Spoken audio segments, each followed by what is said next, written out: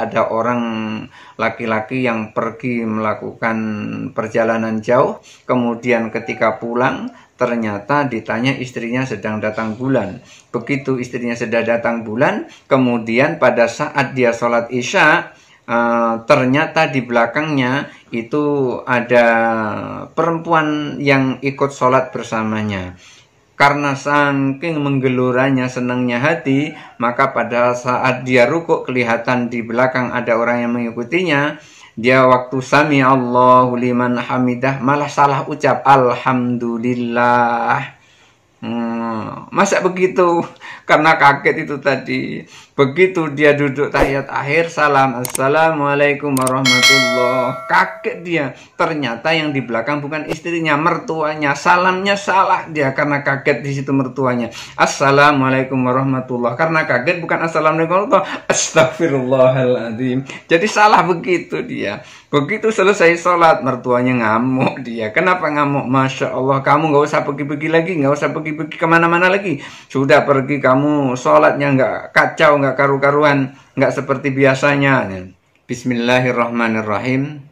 Wassalatu wassalamu ala sayyidil anbiya'i wal mursalin wa ala alihi wa ashabi ajma'in. Rabbi syrah li sadri wa yassir li amri wahlul 'uqdatam min lisani yafqahu qawli, amma ba'du.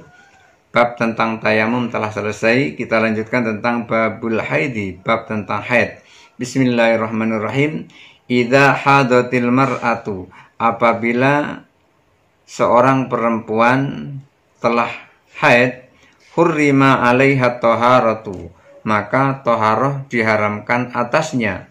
Li'annal haidha, karena haid itu yujibut taharata, mewajibkan melakukan taharah.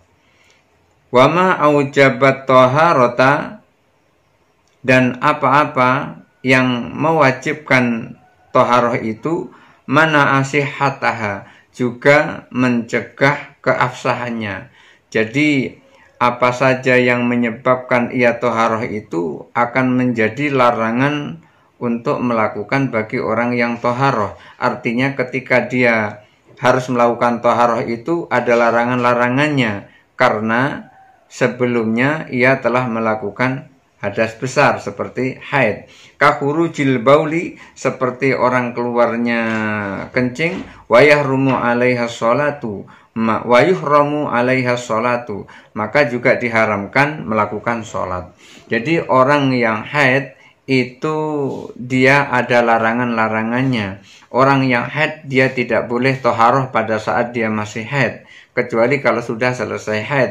Maka ketika dia sudah selesai haid, dia harus melakukan taharah. Dan apa-apa yang diharuskan untuk melakukan taharah, maka juga akan mencegahnya atau tidak boleh melakukannya. Seperti orang yang harus melakukan taharah, maka ketika dia belum taharah, dia tidak boleh melakukan sholat. Kahurujil bauli, seperti orang yang keluar air kencing, atau orang yang kencing, atau orang yang berhadas, maka orang yang seperti itu tidak boleh melakukan sholat. Liqauli sallallahu alaihi wasallam, berdasarkan sabda Nabi sallallahu alaihi wasallam, idza aqbaltil haidata, apabila kamu mendapatkan haid, fada'is sholata, maka kamu jauhi sholat. Jadi Rasulullah SAW memberitahukan kepada perempuan, apabila telah mendapatkan haid, pada saat itu telah datang bulan, maka jangan melakukan sholat. Wa yaskutu fardus sholati, orang yang haid itu gugur kewajiban sholatnya. Orang yang haid itu tidak wajib sholat. Kalau dia sholat justru malah berdosa. Jadi orang sholat malah berdosa, itulah orang yang haid. Makanya wa yaskutu fardus sholati, orang haid itu gugur kewajiban melakukan sholat. Lima ruwat Aisyah radhiyallahu anha, berdasarkan riwayat dari Aisyah radhiyallahu anha, qalat, beliau berkata, kunna nahidu, kami saat itu sedang haid, datang bulan, inda Rasulillah sallallahu alaihi wasallam, di sisi Rasul sallallahu alaihi wasallam, atau pada zaman Nabi sallallahu alaihi wasallam. Fala nagdhi sholata, kami tidak mengqadha salat. Wala nu'maru bil qadha'i, dan kami juga tidak diperintahkan untuk mengqadha salat. Jadi orang yang datang bulan gugur kewajiban sholatnya. Berdasarkan riwayat dari Aisyah radhiyallahu anha bahwa beliau pernah menyampaikan pada saat itu beliau sedang haid, dan saat itu Rasulullah juga tahu kalau Aisyah sedang haid. Kemudian Aisyah tidak melakukan sholat 5 waktu pada saat haid, dan juga tidak diperintah oleh Rasulullah untuk melakukan sholat 5 waktu. Wali'annal haidha yaksuru, karena haid itu lama. Haid itu tidak cukup sehari. Kadang-kadang haid itu bisa 5 hari, bisa 7 hari, dan bahkan bisa 15 hari. Karena haid itu lama. Kalau haidnya lama berarti meninggalkan waktu sholat juga lama. Artinya ketika diharuskan untuk membayar sholat, maka banyak sekali sholat yang harus dibayar. Falau aujabna qadhaan, andaikan saja kami ini diwajibkan untuk qadha, andaikan kami mewajibkan atau kami diwajibkan untuk melakukan qadha sholat, ma yafutuha, dari sholat yang sudah terlewat, la syaqqa wa dhaqa, tentu akan sulit dan tentu akan berat. Sulit dan berat, berat dan sulit. Jadi itu alasannya kenapa orang haid itu tidak wajib melakukan sholat, karena haid itu lama. Ketika haid itu lama, maka nanti akan banyak sekali sholat yang harus dia lakukan, sholat yang harus dia bayar. Sementara melakukan yang sebanyak itu tentu la syaqqa wa dhaqa, tentu akan berat dan juga akan sulit. Lalu bagi orang puasa itu apa saja yang tidak boleh? Bukan orang yang puasa. Bagi orang yang haid itu apa saja yang tidak boleh? Apa orang haid itu boleh melakukan apa saja? Atau ada sesuatu yang tidak boleh dilakukan oleh orang haid? Wa yuhramu 'alaiha shaumu. Orang haid itu tidak boleh berpuasa. Orang yang haid tidak boleh melakukan puasa, baik puasa Ramadan, puasa wajib maupun puasa sunnah. Lima ruwiya Aisyah radhiyallahu anha, berdasarkan riwayat dari Aisyah radhiyallahu anha, annaha qalat, bahwasanya beliau bersabda, kunna nu'maru bi qadha'i shaumi, kami pernah diperintahkan untuk mengqadha puasa, wala nu'maru bi qadha'i sholati, dan kami tidak diperintahkan untuk mengqadha sholat. Jadi orang yang haid itu ketika meninggalkan puasa, maka puasa disuruh qadha, tapi ketika meninggalkan sholat, sholat tidak disuruh qadha. Alasannya ada. Fadalla ala annahunna, ini menunjukkan bahwa orang yang haid itu kunna yuftirna, orang yang haid itu tidak berpuasa. Jadi orang yang haid itu tidak boleh berpuasa. Ketika dia haid, dia tidak melakukan sholat pun pula tidak melakukan puasa. Wala yasqutu farduhu. Tetapi orang haid itu tidak gugur kewajiban terhadap puasa itu. Kalau sholat, orang haid gugur terhadap kewajiban sholat. Orang haid dia tidak boleh sholat dan tidak ada hutang untuk sholat. Tetapi ketika orang haid terhadap puasa, maka dia ada kewajiban untuk melakukan pembayaran terhadap puasa yang dia tinggalkan. Li hadis yang Aisyah radhiyallahu anha, berdasarkan hadis dari Aisyah radhiyallahu anha, wali anna sauma fis sanati marratan, karena puasa Ramadan itu dalam 1 tahun itu cuma 1 kali 1 bulan. Artinya selama 1 tahun itu cuma 1 bulan. Karena puasa wajib, puasa Ramadan selama 1 tahun itu cuma 1 bulan. Jadi ada kesempatan untuk membayar di bulan-bulan yang lain. Fala yasukku qadha'uha, maka mengqadha'nya tidak akan kesulitan. Falam yaskut, oleh karena itu tidak gugur kewajiban mengqadha orang yang meninggalkan puasa karena haid. Jadi orang yang haid tidak boleh melakukan sholat, dan sholat tidak perlu qadha. Orang haid tidak boleh melakukan puasa, tapi ketika puasa ditinggalkan maka puasa itu harus qadha. Tidak gugur kewajiban puasa karena haid, tapi gugur kewajiban puasa, gugur kewajiban sholat karena haid. Wa yuhramu 'alaihi tawafu. Kemudian yang ketiga yang tidak boleh oleh orang haid itu lakukan adalah tawaf di Masjidil Haram, tawaf mengelilingi Ka'bah. Liqaulihi sallallahu alaihi wasallam, berdasarkan firman Nabi sallallahu alaihi wasallam di Aisyah radhiyallahu anha, kepada Aisyah radhiyallahu anha, isna'i ma yasna'ul hajju. Aisyah, lakukan apa yang dilakukan oleh orang yang berhaji. Saat itu ketika haji pertama kalinya Aisyah bersama Rasulullah SAW, saat itu sangat sangat kondisi menyulitkan. Kenapa? Karena Aisyah sedang datang bulan. Makanya Rasulullah langsung perintahkan, lakukan wahai Aisyah seperti yang dilakukan oleh orang-orang yang berhaji itu. Artinya orang yang haid itu boleh melakukan berhaji ghaira Allah tutawifi bil baiti. Jadi Rasulullah larang kepada Aisyah, lakukan apa saja yang dilakukan oleh orang yang melakukan haji itu selain tawaf di Baitil Haram. Jadi kecuali tawaf mengelilingi Ka'bah itu. Jadi orang yang haid itu boleh melakukan haji kecuali satu, tawaf di Masjidil Haram atau di Baitul Haram itu tidak boleh. Hadis ini diriwayatkan, hadis ini dijelaskan di dalam kitab Hashim nomor ke-1, atau hadis ini disampaikan kepada Aisyah radhiyallahu anha dan kemudian juga disampaikan kepada kita. Wali annahu yaftakiru ila thaharah, karena tawaf di Baitul Haram itu adalah membutuhkan bersuci, maka orang yang haid tidak bisa bersuci, oleh karena itu dia tidak boleh tawaf, karena tawaf itu membutuhkan thaharah, membutuhkan bersuci. Wala yasihu minha thaharatu, tidak sah tawaf itu kalau tidak pakai thaharah. Ada orang yang tawaf kemudian dia kentut, maka tawafnya itu batal, kecuali dia berwudu lagi kemudian melanjutkan tawafnya.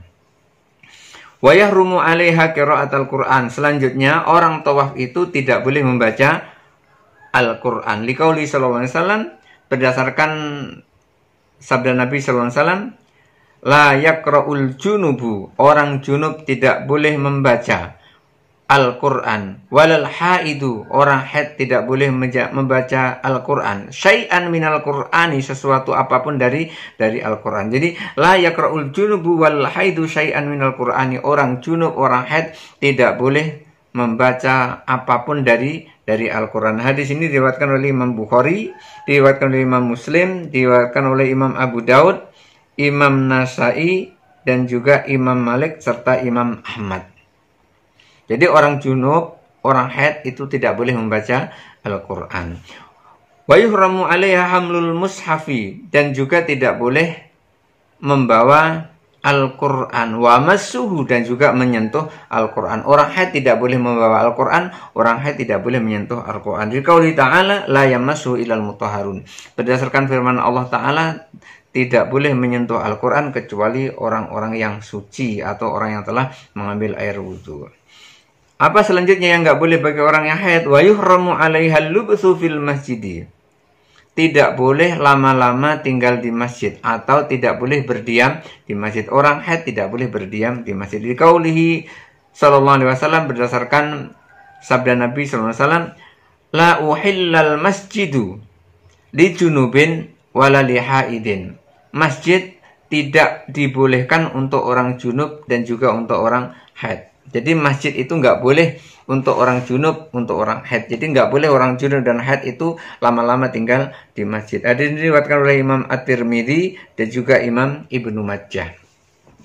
Wa amal uburu fihi, lalu bagaimana kalau cuma lewat di masjid itu? Fa amal uburu fihi, adapun ketika lewat di masjid saja, fa innaha, maka sesungguhnya perempuan yang haid itu in istawthaqat min nafsiha bisyiddi wa talajjumi, apabila orang haid itu dia yakin dari haidnya itu terbalut dengan baik.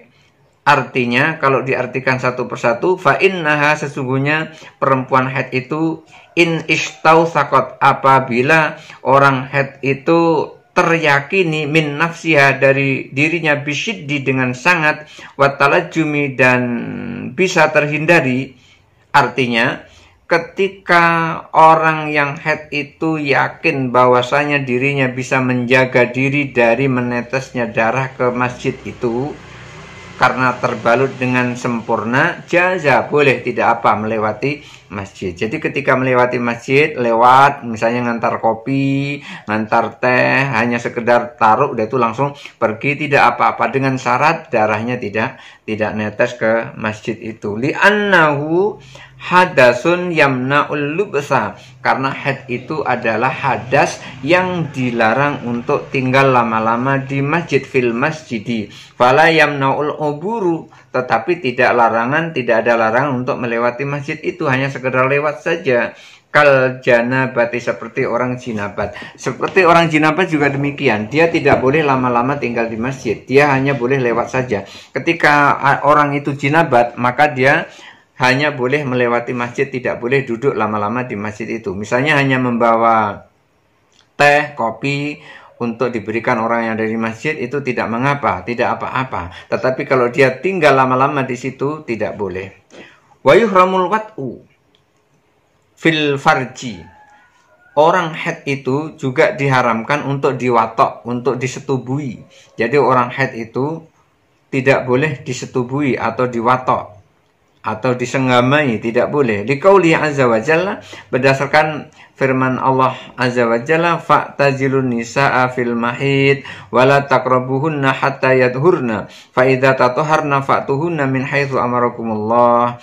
Fa'tazilun nisaa fil mahid, hindari, jauhi perempuan yang sedang dalam keadaan haid. Wala taqrabuhunna, jangan kamu dekati mereka, hatta yadhurna, sehingga mereka suci. Fa idza tatahharna, dan apabila mereka telah bersuci, fa'tuhunna min haitsu amarakumullah, datangi mereka dari mana saja seperti yang Allah perintahkan. Jadi orang haid tidak boleh disenggamai, tidak boleh disetubui. Fa in wata'aha ma'al ilmi bitahrimi, apabila ada fa'in, apabila wata'aha, mensetubuinya, ma'al ilmi, sementara itu ia tahu, bitahrimi, kalau mensetubuinya itu hukumnya haram, fafi kaulani, ada dua pendapat. Qala fil qadim, disebutkan di dalam qaul qadim, in kana fil awwalid dami, apabila dia watok, pas watok itu adalah awal keluarnya darah, lazimahu ayyatasaddaqa bidinarin, maka dia harus bersedekah 1 dinar. Dia harus bersedekah 1 dinar, artinya dia dapat kifarat atau dapat denda.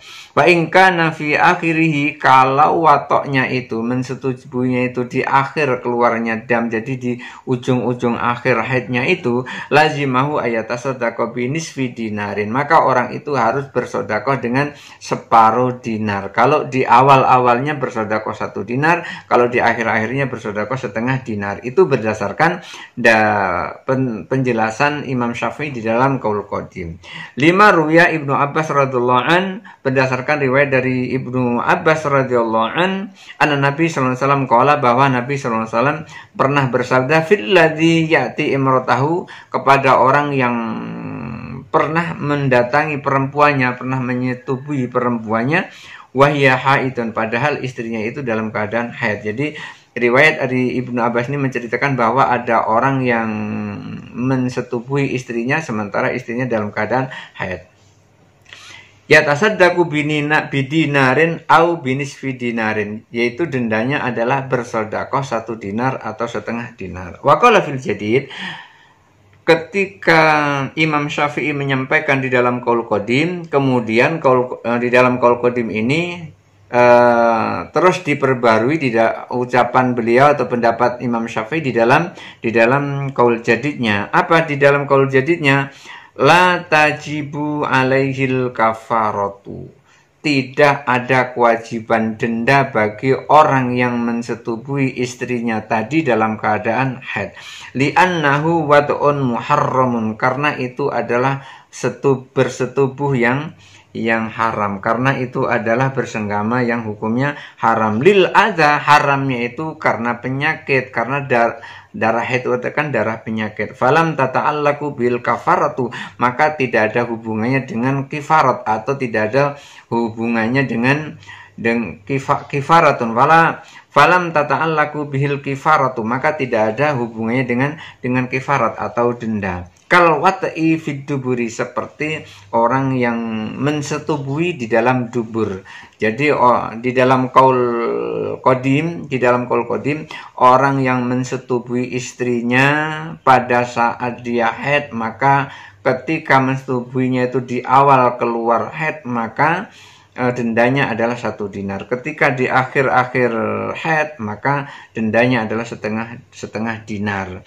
Akan tetapi di dalam qaul jadid Imam Syafi'i mengatakan tidak ada kifarat atau tidak ada denda bagi orang yang mensetubui istrinya, karena setubuhnya itu adalah haram, seperti seseorang yang mensetubui dubur, mensetubui burit, itu haram hukumnya, maka tidak ada kaitannya dengan denda. Jadi nggak ada kaitannya dengan denda. Wa yahrumul istimta'a fima bainas surrati warrukbati. Kemudian haram hukumnya bersenang-senang di antara surah dan rukbah, di antara pusat dan lutut. Jadi seorang suami tidak boleh bersenang-senang dengan istrinya ketika haid. Apa yang tidak boleh dilakukan senang-senang? Antara pusat dan lutut. Waqal Abu Ishaq, sementara itu Abu Ishaq menjelaskan bukan begitu, bukan tidak boleh bersenang-senang suaminya antara pusat dan lututnya, bukan begitu. La yahrumu ghairal wat'i, tidak haram kecuali wato. Jadi boleh saja bersenang-senang antara pusat dan lutut. Jadi antara itu suami boleh bersenang-senang terhadap istrinya, tetapi hanya satu yang tidak boleh, yaitu al-wat'u fil farji, yaitu mensetubuhinya di dalam farjinya atau di dalam kemaluannya. Liqauli sallallahu alaihi wasallam, berdasarkan sabda Nabi sallallahu alaihi wasallam, isna'u kulla syai'in illa nikah. Lakukan semuanya yang kamu mau terhadap istrimu yang haid, illa nikah, kecuali bersetubuh. Ini hadis diriwayatkan oleh Ibnu Majah dan juga diriwayatkan oleh Imam Abu Daud. Wali annahu wat'un muharramun, karena itu adalah watok yang haram, karena itu adalah bersetubuh yang haram hukumnya. Lil ada, haram yaitu karena penyakit. Fahtasabihil farju, maka dikhususkan kepada farjinya saja. Itu watoknya itu karena penyakit, maka dikhususkan pada farjinya saja. Jadi bersenang-senang di tempat lain nggak apa-apa, bersenang-senang di atas ini nggak apa-apa, di payudaranya tidak apa-apa, bersenang-senang antara pusat dan lututnya apa-apa, dipegang-pegang nggak apa-apa, diraba-raba tidak apa-apa, kecuali satu, tidak boleh dimasukkan. Kalau wat'i fid duburi, kalau seperti itu maka hukumnya seperti watok di dalam dubur, seperti memasukkannya di dalam dubur. Ketika memasukkannya di dalam dubur, maka itu hukumnya haram. Itu seperti umat Nabi Lut. Wal madhabul awalu, dan pendapat yang pertama ini, lima ruya amru Umar radhiyallahu an, dan pendapat yang pertama ini lima ruya Umar radhiyallahu an, berdasarkan riwayat Umar radhiyallahu an annahu qala, bahwasanya beliau pernah bertanya kepada Rasulullah sallallahu alaihi wasallam, sa'altu Rasulullah sallallahu alaihi wasallam, aku pernah bertanya kepada Rasulullah sallallahu alaihi wasallam, kata Umar bin Khattab radhiyallahu an, ma yahillu lirrajuli min imrati wa yahaidun, apa yang boleh dilakukan untuk suami terhadap istrinya yang sedang haid. Qala, lalu beliau menjawab, ma fauqal izari, yang tidak boleh adalah yang boleh adalah ma fauqal izari, yang di atas kain. Jadi yang di atas kain itu boleh. Makanya pendapat yang tadi itu melarang bersenang-senang antara pusat dan lutut. Yang di atas kain kan berarti di atas pusat. Yang boleh itu hanya di atas pusat. Ini berdasarkan riwayat dari Umar bin Khattab radhiyallahu anhu. Wa idza taharat minal haidi, apabila seorang perempuan haid itu telah bersuci dari haidnya, telah bersih dari haidnya, halalaha shaumu, maka baginya boleh berpuasa. Li'anna tahrimahu bil haidi, karena tidak bolehnya berpuasa itu karena datangnya haid, karena munculnya haid. Ketika datang bulan maka tidak boleh berpuasa. Waqad zalal haidu, sementara ketika dia telah bersih haid itu dia telah hilang haidnya, telah berhenti haidnya, maka bersih haidnya. Oleh karena itu dia boleh berpuasa. Wala tahillus sholata, walaupun dia boleh berpuasa, orang yang telah berhenti haidnya itu kalau belum mandi, orang berhenti haid belum mandi boleh puasa. Begitu dia malamnya itu berhenti haid, malamnya kira-kira jam 3 malam berhenti haid, kemudian pagi masuk, dia belum mandi, maka saat itu dia boleh berpuasa di bulan Ramadan. Jadi orang yang berhenti haid itu boleh berpuasa. Wala tahillus sholata, tetapi orang yang haid itu tidak boleh sholat. Wat tawafa, juga tidak boleh tawaf. Orang haid kalau belum mandi itu nggak boleh sholat dan nggak boleh tawaf.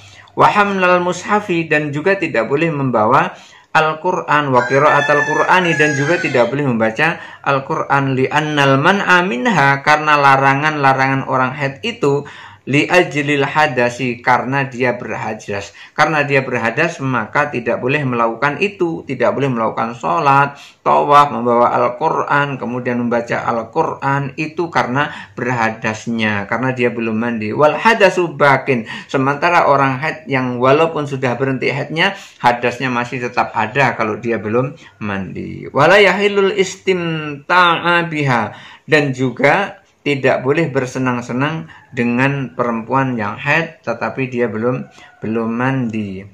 Hatta taghtasila, sampai dia mandi. Kalau dia sudah mandi maka boleh dia bersenang-senang. Jadi orang yang haid itu tidak boleh sholat. Orang yang haid itu walaupun sudah berhenti haidnya, orang yang haid ketika berhenti haidnya dia boleh berpuasa. Orang haid ketika berhenti haidnya dan dia belum mandi, orang itu boleh puasa. Ingat sekali lagi, perempuan haid ketika dia telah berhenti haidnya, walaupun dia belum mandi, maka dia boleh puasa. Tetapi ketika dia belum mandi itu tadi boleh puasa, tapi tidak boleh sholat, tidak boleh tawaf, tidak boleh membawa Al-Quran, tidak boleh membaca Al-Quran, dan juga tidak boleh bersenang-senang dengan suaminya sampai dia mandi. Ketika dia sudah mandi maka itu semua dibolehkan. Dikauli ta'ala, berdasarkan firman Allah Ta'ala, wala taqrabuhunna hatta yadhurna, dan jangan engkau dekati dia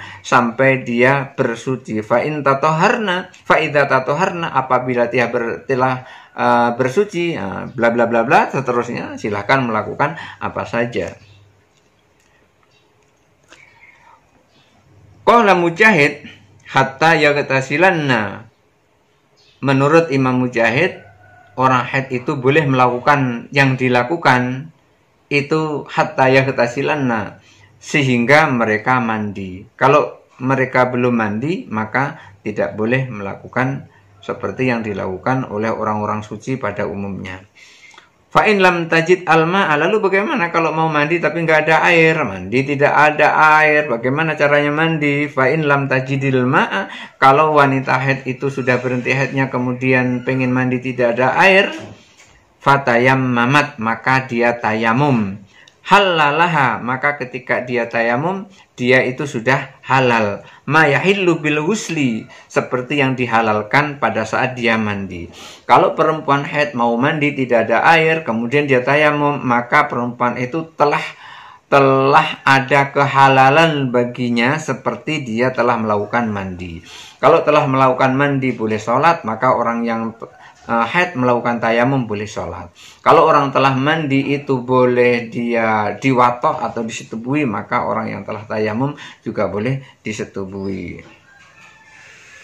Li'anna tayammuma, Qoma maqamal ghusli, karena tayamum itu menempati kedudukan mandi atau menggantikan mandi. Orang yang tayamum itu pada hakikatnya adalah menggantikan kedudukan mandi kalau niat tayamumnya adalah untuk mandi. Ketika niat tayamumnya untuk mandi besar, maka ketika dia telah tayamum maka sama dengan ia telah melakukan mandi besar.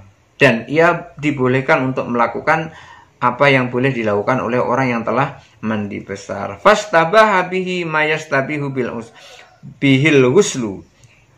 Fastabaha bihi, maka dia boleh dengan mandi besar itu, mayastabihu, dengan tayamum itu, mayastabihu bil ghusli, apa yang dibolehkan, mayastabahu bil ghuslu.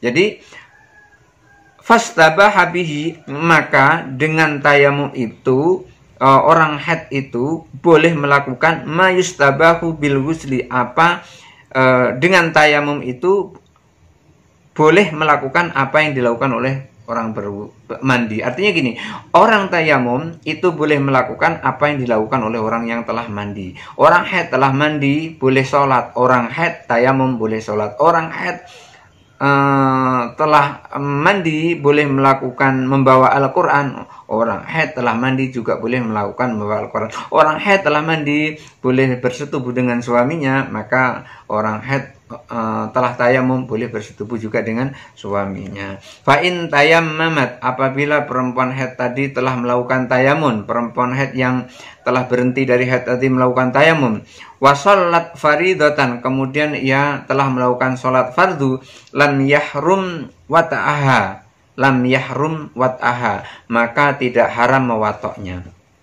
Jadi kalau perempuan itu sudah selesai sholat, artinya sudah kelihatan dia melakukan sholat, maka tidak haram mewatoknya, tidak haram mensetubuinya. Tetapi ketika dia belum bisa sholat, maka belum boleh untuk mewatoknya. Seperti sebuah anekdot, ada orang laki-laki yang pergi melakukan perjalanan jauh, kemudian ketika pulang ternyata ditanya istrinya sedang datang bulan. Begitu istrinya sedang datang bulan, kemudian pada saat dia sholat isya, ternyata di belakangnya itu ada perempuan yang ikut sholat bersamanya.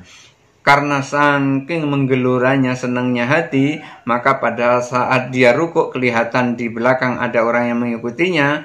Dia waktu sami Allahu liman hamidah malah salah ucap alhamdulillah. Masa begitu? Karena kaget itu tadi. Begitu dia duduk tahiyat akhir, salam assalamualaikum warahmatullah, kaget dia. Ternyata yang di belakang bukan istrinya, mertuanya. Salamnya salah dia karena kaget di situ mertuanya. Assalamualaikum warahmatullah, karena kaget bukan assalamualaikum warahmatullah, astagfirullahaladzim. Jadi salah begitu dia. Begitu selesai sholat, mertuanya ngamuk dia. Kenapa ngamuk? Masya Allah, kamu nggak usah pergi-pergi lagi, nggak usah pergi-pergi kemana-mana lagi. Sudah pergi kamu, sholatnya nggak kacau, nggak karu-karuan, nggak seperti biasanya.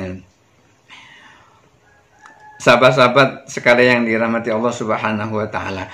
Jadi orang yang haid itu apabila dia telah melakukan sholat, maka dia boleh watok atau tidak haram untuk diwatok, tidak haram untuk disetubui.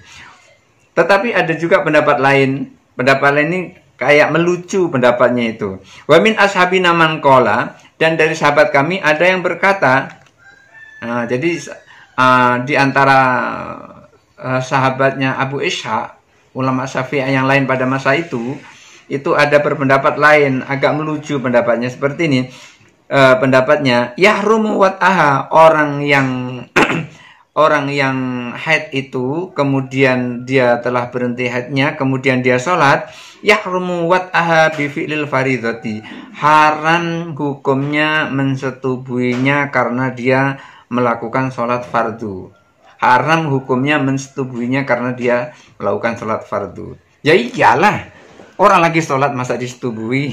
Nah, itu kan agak melucu di sini. Kama yahrumu fi'lul faridati ba'daha. Sebagaimana haramnya juga setelah dia selesai datang bulan itu, kemudian dia melakukan sholat fardu lagi. Kama yahrumu fi'lal faridati ba'da, sebagaimana haram baginya melakukan sholat sesudahnya juga. Artinya ketika melakukan sholat sesudahnya kemudian terus diwatok atau disetubui, itu haram. Jadi ketika perempuan itu sedang sholat disetubui, hukumnya haram, nggak boleh yang ganggu dia sholat. Sebagaimana ketika nanti sholat lagi, begitu sholat lagi disetubui lagi, itu haram juga. Masa lagi sholat disetubui? Ada juga yang lucu seperti itu. Wal awwalu as-sahu, dan yang pertama itu yang sah. Mana yang pertama yang sah itu?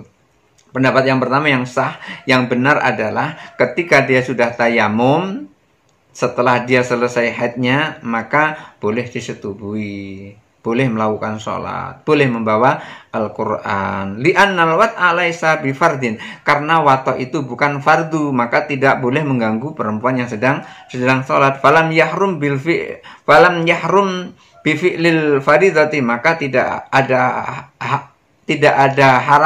ada keharaman dengan melakukan sholat fardu itu.